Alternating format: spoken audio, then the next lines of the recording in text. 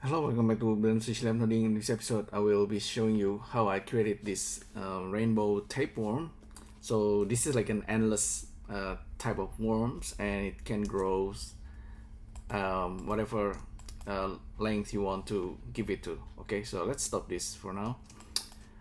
This is actually really simple, and I've done this in previously. I've done many videos on this. This is actually really brutally simple.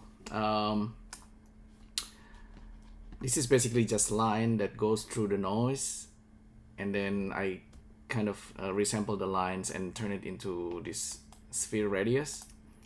And this is purely geometry nodes. So if I just go through very quickly, so it's a mesh line with the positions that's been offset with time. So this mesh line, of course, has a little bit of number and locations, kind of defining how long this tapeworm is gonna be. Okay, and then I simply offset the positions of the line itself before I plug this noise, kind of like to override the position of the line. It's really weird, but it works. It's working really well. Okay, this is a simplified version of the worm, I guess. And the worm has this rainbowy color.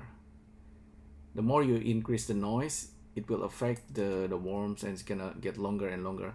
And the worm is actually kind of animating over the noise. Okay, so this the effect's really cool. So that's actually creating the lines. Okay, so if I turn off all this fancy rendering, if I just look at the line, so this is the mesh line that's being generated on the fly simply by using this couple of nodes.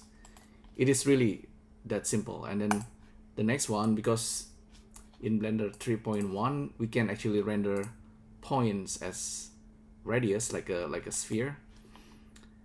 So the next geometry nodes setup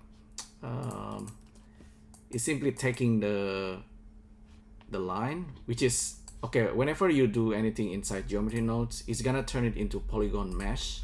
So you need to turn it back into curve if you want to use cool things that's related to curve.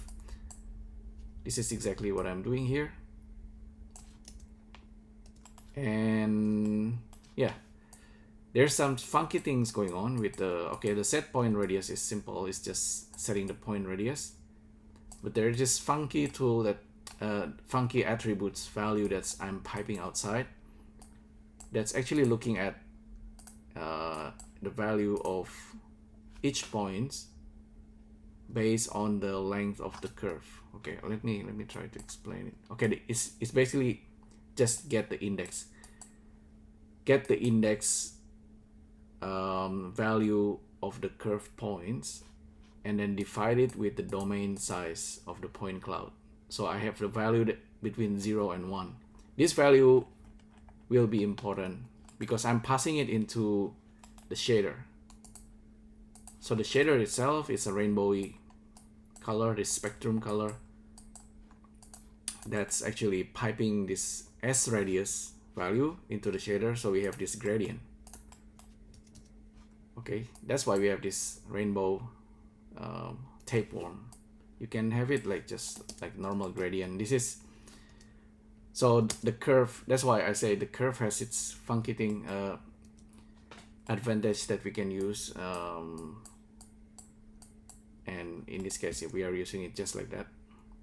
In the past, okay, you can use point info and random, but this random color is actually changing each time. So be careful. I think this random should have seed, but anyway, in the shader it's looking pretty cool like this as well. If you want to do it just using random number, but if you want to use something like a value between 0 and 1, then you can use spectrum like color like this. Maybe you can just play around with the number and maybe use like a ping pong. You can modulate a little bit, you know, the value. It's totally up to you. Modulate, you can remap it, all those sort of thing.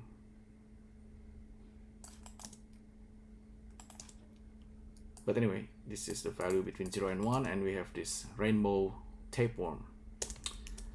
In the past, let me show you how I did it in the past. I'm using sphere chalk, okay? Sphere chalk is always kind of interesting because yeah, it's a similar thing to geometry nodes. Sphere chalk has some funky things. You can actually make like hundreds of these tapeworms at the same time if you actually plug the seed or things like that. I'm not gonna do that. Okay, this tapeworm, let's make it like 50. So the length is 50, right? It's just the same tapeworm. It still render the same. There's geometry nodes that's turning the mesh into point cloud or like just like spheres. But look at the setup here in sphere chalk. We have lines, and the step in between points is this value, okay? And then this line being offset by time multiplied, you know, this is the usual offset, basically line being offset, and then this goes into the vector noise, and then we have this worm.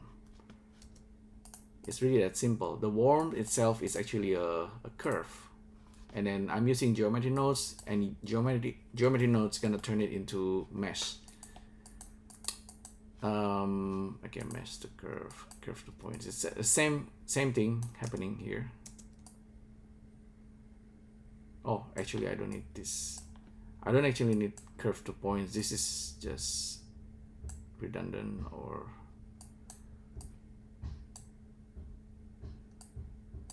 okay, somehow I still need curve to points. Anyway, radius control, same drill, and yeah, random value. If you want to use the ramp color based on the index, again you need to capture the attributes. This is the weird part, I think, but I think still necessary. So spreadsheet, point cloud, you see we're gonna pipe out the attributes.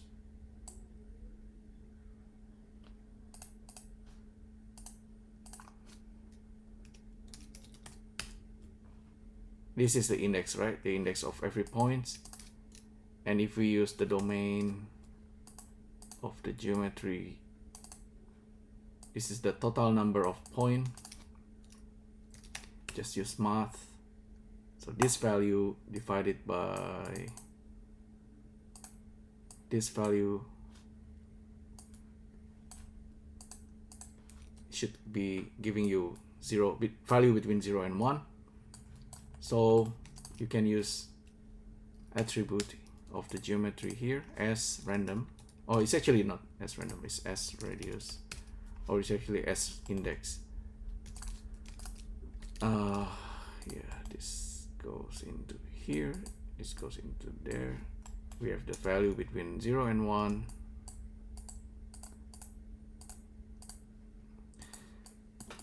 I think this is as basic, as simple and simplified as it's possibly can.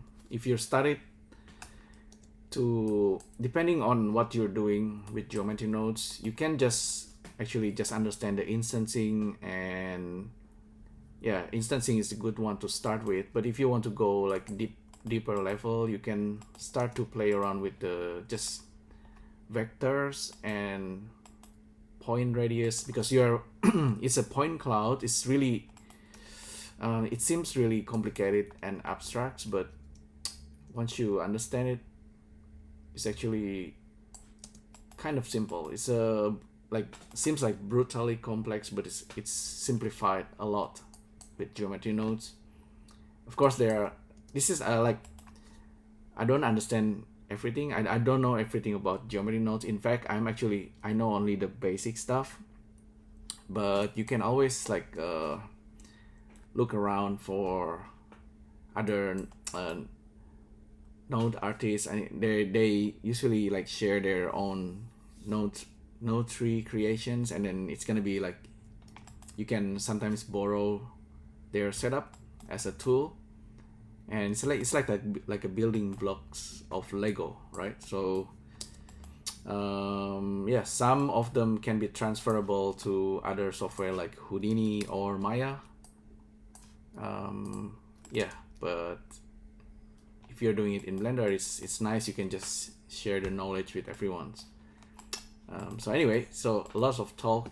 Yeah, basically sphere chalk geometry nodes or just pure geometry nodes. It's really cool that you're able to do this today. So simply try and give this a go yourself. Try to make this setup, and if you kind of stuck, you can always look at mine. I might share this one or something here. Alright, anyway, thanks again for tuning in, and I'll see you next time. Thank you. Bye.